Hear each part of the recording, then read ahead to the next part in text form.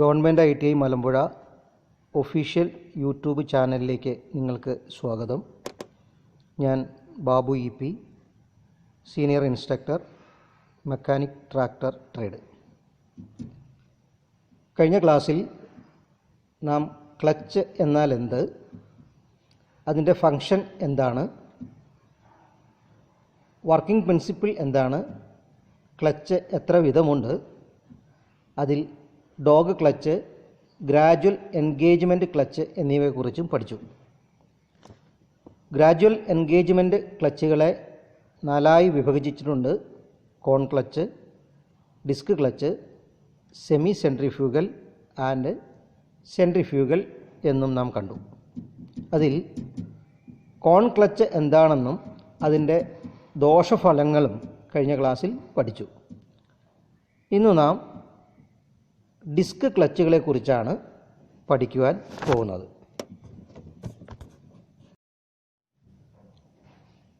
Disk clutch. ഇത്തരം ക്ലച്ചിൽ ഒരു disk ഉണ്ടായിരിക്കും. അതിൻ്റെ ഇരുമുഖങ്ങളിലും ലൈനിങ് അഥവാ ഘർഷണ പ്രതലം ഉണ്ടായിരിക്കും. ഈ ഡിസ്കിനെ ക്ലച്ച് പ്ലേറ്റ് എന്നും വിളിക്കുന്നു. ഈ ഡിസ്ക് ഡ്രൈവിംഗ് ഷാഫ്റ്റിൽ അറ്റാച്ച് ചെയ്തിട്ടുള്ള 2 പ്ലേറ്റുകളുടെ ഇടയിൽ അഥവാ ഫ്ലൈ വീലിനും പ്രഷർ പ്ലേറ്റിനും ഇടയിൽ സ്ഥിതി ചെയ്യുന്നു. ക്ലച്ച് ഡിസ്ക് ഹബ്ബ് ഡ്രിവൺ ഷാഫ്റ്റിൽ അഥവാ ക്ലച്ച് ഷാഫ്റ്റിൽ ഉള്ള സ്പ്ലൈൻസിൽ സ്ഥിതി ചെയ്യുന്നു. പ്രഷർ പ്ലേറ്റ് ക്ലച്ച് സ്പ്രിങ്ങുകളുടെ സഹായത്താൽ ക്ലച്ച് പ്ലേറ്റിനെ ഫ്ലൈ വീലിനോട് ചേർത്ത് അമർത്തി നിർത്തുന്നു. ക്ലച്ച് പ്ലേറ്റിൻ്റെ ഇരുവശങ്ങളിലും ഘർഷണ പ്രതലം ഉള്ളതിനാൽ ഫ്ലൈ വീൽ കറങ്ങുന്ന അവസരത്തിൽ ക്ലച്ച് പ്ലേറ്റും കറങ്ങുന്നു. ഇപ്രകാരം എഞ്ചിനും ഗിയർ ബോക്സും തമ്മിൽ ക്ലച്ചിലൂടെ ബന്ധിപ്പിക്കപ്പെടുന്നു. സിംഗിൾ പ്ലേറ്റ് ക്ലച്ച് അഥവാ സിംഗിൾ ഡിസ്ക് ക്ലച്ച്. ഒരു സിംഗിൾ പ്ലേറ്റ് ക്ലച്ചിൻ്റെ എൻഗേജ്ഡ് പൊസിഷനാണ് നിങ്ങൾ സ്ക്രീനിൽ കാണുന്നത്. ഈ ക്ലച്ചിൽ 2 ഷാഫ്റ്റുകൾ ഉൾപ്പെടുന്നു. രേഖാചിത്രം ശ്രദ്ധിക്കുക. 1, 2 എന്നീ നമ്പറുകൾ സൂചിപ്പിക്കുന്ന ഡ്രിവൺ ആൻഡ് ഡ്രൈവിംഗ് ഷാഫ്റ്റുകൾ, ഒരു ക്ലച്ച് കവർ ഫ്ലൈ വീലിൽ ബോൾട്ടുകളുടെ സഹായത്താൽ ഉറപ്പിച്ചിരിക്കുന്നു. പാർട്ട് നമ്പർ 3ൽ അത് വ്യക്തമാണ്. പാർട്ട് നമ്പർ 6ൽ കാണുന്ന പ്രഷർ പ്ലേറ്റ് ക്ലച്ച് പ്ലേറ്റിനെ, പാർട്ട് നമ്പർ 7ൽ കാണുന്ന ക്ലച്ച് പ്ലേറ്റിനെ ഫ്ലൈ വീലിനോട് ചേർത്ത് അമർത്തി നിർത്തുന്നു. ഇങ്ങനെ പാർട്ട് നമ്പർ 8ൽ കാണുന്ന സ്പ്രിംഗ് പ്രഷറിനാൽ clutch plate hub, part number 9ൽ clutch plate hub gearbox drive ഷാഫ്റ്റിലുള്ള സ്പ്ലൈൻസിൽ ക്രമീകരിച്ചിരിക്കുന്നു. പാർട്ട് നമ്പർ 10ൽ സ്പ്ലൈൻസ് കാണാവുന്നതാണ്. ഫ്ലൈ വീൽ കറങ്ങുന്നതോടുകൂടി ഘർഷണ പ്രതലമുള്ള ക്ലച്ച് പ്ലേറ്റും റൊട്ടേറ്റ് ചെയ്യുകയും എൻജിൻ പവർ ക്ലച്ചിലൂടെ ഗിയർ ബോക്സ് ഡ്രൈവ് ഷാഫ്റ്റിന് ലഭിക്കുന്നു. ഇതാണ് ക്ലച്ച് എൻഗേജ്ഡ് പൊസിഷൻ എന്ന് പറയുന്നത്. എന്നാൽ ക്ലച്ച് പെഡൽ അമർത്തുമ്പോൾ പാർട്ട് നമ്പർ 11ൽ കാണുന്ന റിലീസ് ബെയറിംഗ് ലിങ്കേജിൻ്റെ സഹായത്താൽ പാർട്ട് നമ്പർ 12ൽ കാണുന്ന ത്രസ്റ്റ് പ്ലേറ്റിനെ മുന്നോട്ട് ചലിപ്പിക്കുന്നു. ത്രസ്റ്റ് പ്ലേറ്റിൻ്റെ ഈ ചലനം മൂലം ക്ലച്ച് ഫിംഗർ, പാർട്ട് നമ്പർ 13ൽ ക്ലച്ച് ഫിംഗർ കാണാവുന്നതാണ്, ക്ലച്ച് ഫിംഗർ അകത്തേക്ക് ചലിക്കുകയും ക്ലച്ച് സ്പ്രിങ്ങുകളുടെ പ്രഷറിന് എതിരായി പ്രഷർ പ്ലേറ്റിനെ, പാർട്ട് നമ്പർ 7ൽ കാണുന്ന ക്ലച്ച് പ്ലേറ്റിനെ പുറത്തേക്ക് ചലിപ്പിക്കുന്നു. ഇതുമൂലം ക്ലച്ച് പ്ലേറ്റ് ഫ്ലൈ വീലിൽ നിന്നും സ്വതന്ത്രമാകുന്നു. ഈ സമയം ക്ലച്ച് ഡിസ്ക് അല്ലെങ്കിൽ ക്ലച്ച് പ്ലേറ്റ് റൊട്ടേറ്റ് ചെയ്യുന്നില്ല. അപ്പോൾ എൻജിൻ പവർ ക്ലച്ചിലൂടെ ഗിയർ ബോക്സ് ഡ്രൈവിംഗ് ഷാഫ്റ്റിന് ലഭിക്കുന്നില്ല. ഇതാണ് ക്ലച്ച് ഡിസെൻഗേജ് പൊസിഷൻ. ക്ലച്ച് പ്ലേറ്റിൽ അഥവാ ക്ലച്ച് ഡിസ്കിൻ്റെ പ്രധാന ഭാഗങ്ങൾ clutch facing, cushioning spring, torsion spring, സ്പ്ലൈൻസുകളോട് കൂടിയ സെൻട്രൽ ഹബ്ബ് എന്നിവയാണ്. ക്ലച്ചിൻ്റെ എൻഗേജ്മെൻറ്റ് സമയത്ത് അനുഭവപ്പെടുന്ന ടോർഷണൽ വൈബ്രേഷനുകൾ ഇല്ലാതാക്കുന്നതിനാണ് സെൻട്രൽ ഹബ്ബ് സബ് അസംബ്ലിയിൽ റിവറ്റുകളുടെ സഹായത്താൽ ടോർഷൻ സ്പ്രിങ്ങുകൾ ഉറപ്പിച്ചിരിക്കുന്നത്. സ്റ്റീൽ കൊണ്ട് നിർമ്മിച്ചിട്ടുള്ള സെൻട്രൽ ഹബ്ബിൽ റിവറ്റുകൾ ഉപയോഗിച്ചാണ് കുഷനിങ് സ്പ്രിങ്ങുകൾ ഉറപ്പിക്കുന്നത്. ക്ലച്ചിൻ്റെ സ്മൂത്ത് എൻഗേജ്മെൻറ്റിന് വേണ്ടിയാണ് ഇവ ഉപയോഗിച്ചിരിക്കുന്നത്. ഇവയ്ക്ക് മുകളിലായിട്ടാണ് ആസ്ബസ്റ്റോസ് ബേസ്ഡ് ക്ലച്ച് ഫേസിംഗ് റിവറ്റുകളുടെ സഹായത്താൽ ഉറപ്പിക്കുന്നത്. ക്ലച്ചിൻ്റെ പ്രവർത്തന സമയത്ത് ധാരാളം താപം ഉൽപ്പാദിപ്പിക്കപ്പെടുന്നതിനാൽ സ്വതന്ത്രമായി വായു പ്രവാഹത്തെ അനുവദിക്കുന്ന രീതിയിലാണ് ക്ലച്ച് പ്ലേറ്റ് നിർമ്മിക്കുന്നത്. ഡിസ്ക് ക്ലച്ചുകളുടെ മറ്റൊരു ടൈപ്പാണ് മൾട്ടി ഡിസ്ക് അഥവാ മൾട്ടി പ്ലേറ്റ് ക്ലച്ചുകൾ. കൂടുതൽ ടോർക്ക് ട്രാൻസ്മിറ്റ് ചെയ്യുന്നതിന് കൂടുതൽ കോണ്ടാക്റ്റ് ഏരിയ ആവശ്യമായതിനാൽ കൂടുതൽ വ്യാസമുള്ള ക്ലച്ച് പ്ലേറ്റിനു പകരം ചെറിയ ഒന്നിൽ കൂടുതൽ ക്ലച്ച് പ്ലേറ്റുകൾ ഉപയോഗിക്കുന്നു. പ്രഷർ പ്ലേറ്റുകളും ക്ലച്ച് പ്ലേറ്റുകളും ഒന്നിടവിട്ട് ക്ലച്ച് ഷാഫ്റ്റിൽ ക്രമീകരിച്ചിരിക്കുന്നു. ഇവ പ്രഷർ സ്പ്രിങ്ങുകളുടെ സഹായത്താൽ ഫ്ലൈവീലിലേക്ക് ചേർത്ത് അമർത്തി നിർത്തുന്നു. ക്ലച്ച് പെഡൽ അമർത്തുമ്പോൾ പ്രഷർ പ്ലേറ്റ് സ്പ്രിംഗ് ഫോഴ്സിന് എതിരായി വെളിയിലേക്ക് വലിക്കപ്പെടുന്നതിനാൽ ക്ലച്ച് പ്ലേറ്റുകൾ സ്വതന്ത്രമാക്കപ്പെടുകയും എഞ്ചിനും ഗിയർ ബോക്സും തമ്മിലുള്ള ബന്ധം വിച്ഛേദിക്കപ്പെടുകയും ചെയ്യുന്നു. Constructional detail of single plate friction clutch. It has three main parts. Number 1, driving members. Number 2, driven member. Number 3, operating members. Number 1, driving members. There are two driving members, the clutch cover assembly and the flywheel. The clutch cover assembly consists of a cover which carries the cast iron pressure plate, the pressure spring and the release lever. This entire assembly is bolted to the flywheel and rotates with it at all the time when the engine is running. The flywheel and the pressure plate grip the driven member, that is clutch plate, between them under the action of pressure spring. Number 2, driven member. It is a clutch plate which is free to slide lengthwise on the splines provided on the clutch shaft. It consists of two sets of friction material made of asbestos fiber. The torsion springs are mounted on the hub flange which reduce torsion vibrations and shocks when the clutch plate is gripped between the pressure plate and flywheel. Number 3, operating members. The operating members consist of a foot pedal, linkage, release bearing and return spring to ensure proper operation of the clutch. And this is the shaft to the gearbox.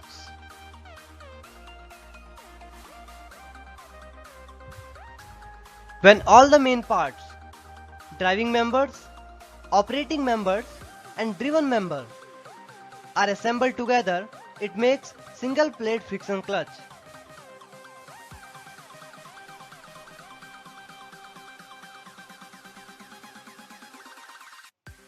Operation of single plate friction clutch. When the clutch pedal is pressed to disengage the clutch, suitable linkage moves the thrust or release bearing forward towards the flywheel to come in contact with the rotating fingers or release lever of the clutch assembly.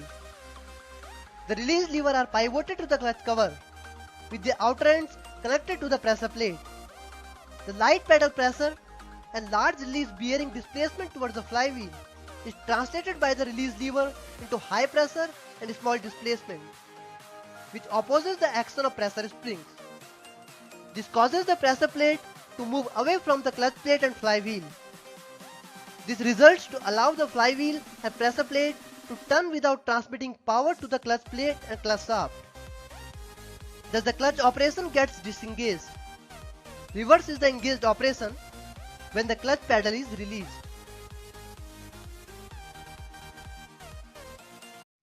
Dual clutch. സാധാരണയായി ട്രാക്ടറുകളിൽ dual ക്ലച്ചുകളാണ് ഉപയോഗിക്കുന്നത്. Dual clutch എന്നത് രണ്ട് ക്ലച്ചുകൾ ഉൾപ്പെട്ടതാണ്. ഒന്ന്, master clutch എന്നത് engine ടോർക്കിനെ driving വീലുകളിലേക്ക് ട്രാൻസ്മിറ്റ് ചെയ്യുന്നതിനും, രണ്ട്, PTO ക്ലച്ച് ട്രാക്ടറിലെ PTO ഷാഫ്റ്റിന് ഡ്രൈവ് കൊടുക്കുന്നതിനും. ഡ്യുവൽ ക്ലച്ചിൽ രണ്ട് പ്രഷർ പ്ലേറ്റുകൾ ഉണ്ട്.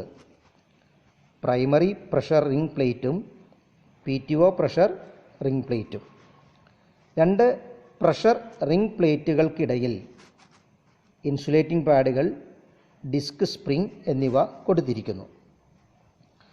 രണ്ട് ക്ലച്ച് പ്ലേറ്റുകളും ഈ രണ്ട് പ്രഷർ പ്ലേറ്റുകളുടെ ഔട്ടർ സർഫസിൽ കൊടുത്തിരിക്കുന്നു. ഡ്യുവൽ ക്ലച്ചുകളുടെ സുരക്ഷിതത്വത്തിനായി ഫ്ലൈവീലിൽ ക്ലച്ച് ഗാർഡ് ഉറപ്പിച്ചിരിക്കുന്നു. ഇത്തരം ക്ലച്ചുകളിൽ രണ്ട് ഉയരങ്ങളിലായി 6 ക്ലച്ച് ഫിംഗറുകൾ കൊടുത്തിട്ടുണ്ട്.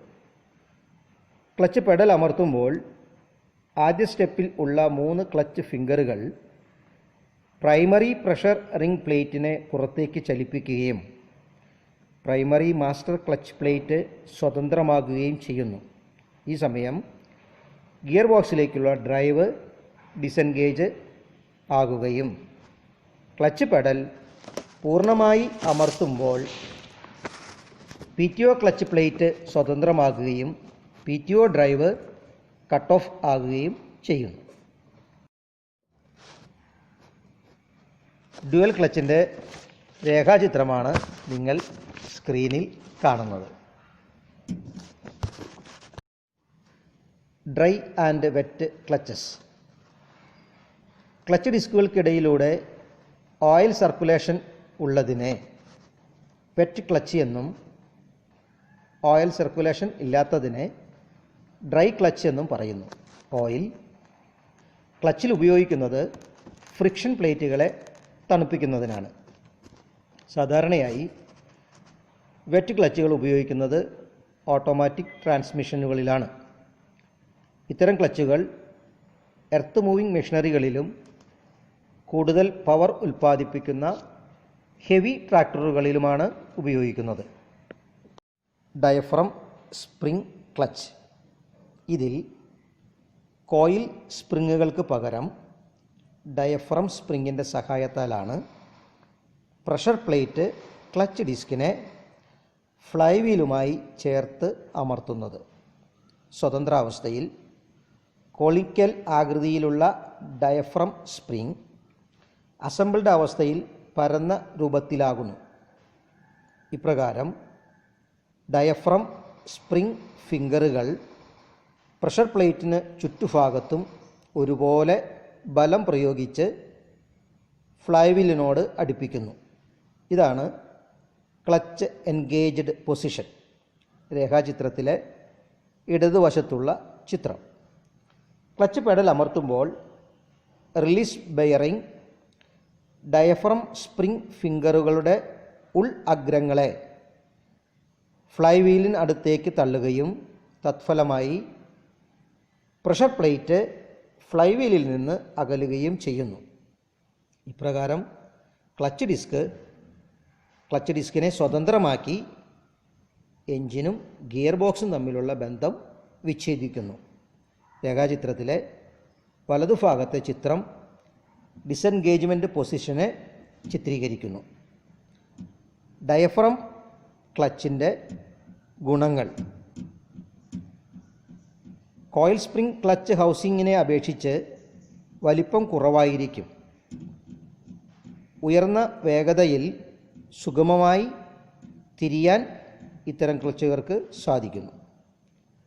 ക്ലച്ച് ഫേസിംഗ് തേയുമ്പോൾ പ്ലേറ്റിൽ അനുഭവപ്പെടുന്ന സ്പ്രിംഗ് ഫോഴ്സിനെ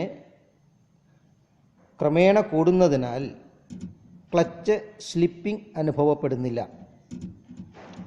ക്ലച്ച് പാർട്ടുകൾ കുറവായതിനാൽ തേയ്മാനം മൂലമുള്ള ഊർജ്ജനഷ്ടവും ശബ്ദവും ഡയഫ്രം ക്ലച്ചുകളിൽ കുറവായിരിക്കും.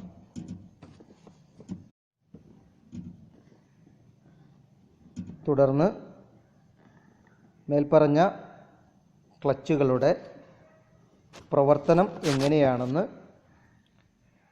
അവയുടെ വീഡിയോയിലൂടെ നിങ്ങൾക്ക് കണ്ട് മനസ്സിലാക്കാവുന്നതാണ്. Normally use a clutch to transmit power produced by the engine to the gearbox. The vast majority of cars and motorcycles rely on dry friction clutches, which will be explained in this animation. One of its components is the flywheel. The flywheel is connected to the engine through the crankshaft. The flywheel features external teeth that are used to start the engine of the vehicle. When the car key is turned, the engine is started with the help of a pinion and the battery.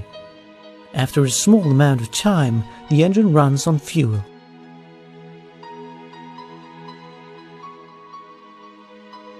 The flywheel is equipped with a friction surface. The clutch disc has friction surfaces too. When the friction surface of the flywheel and the friction surface of the clutch disc are brought into contact with each other, the clutch disc rotates.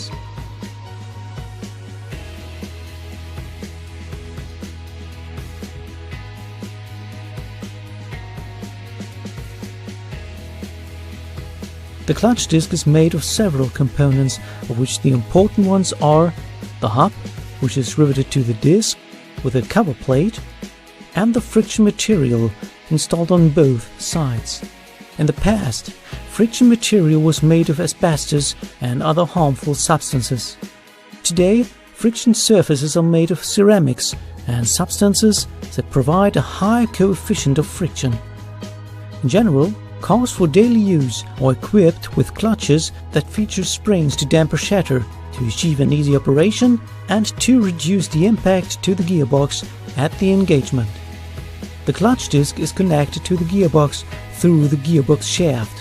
Consequently, the wheels of the vehicle only rotate when the flywheel is in contact with the clutch disc.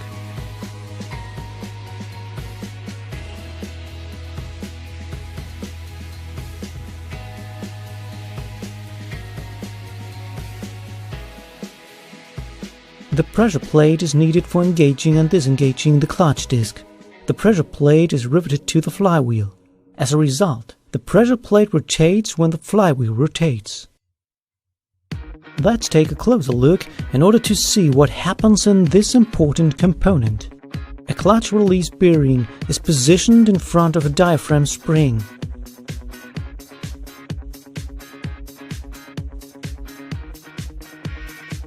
When the release bearing is pushed into the spring, the inner portion of the spring is moved in the direction of the clutch disc, whereas the other portion of the spring is moved in the other direction. Consequently, the clutch is disengaged because the pressure disc is mounted in a flexible manner to the casing. So, the clutch disc can be locked between the flywheel and the pressure plate when the release bearing is released, and it can be released when the bearing is pushed into the diaphragm spring. The mechanical energy produced by the engine is transmitted to the gearbox when the clutch release bearing is released and the clutch disc is engaged.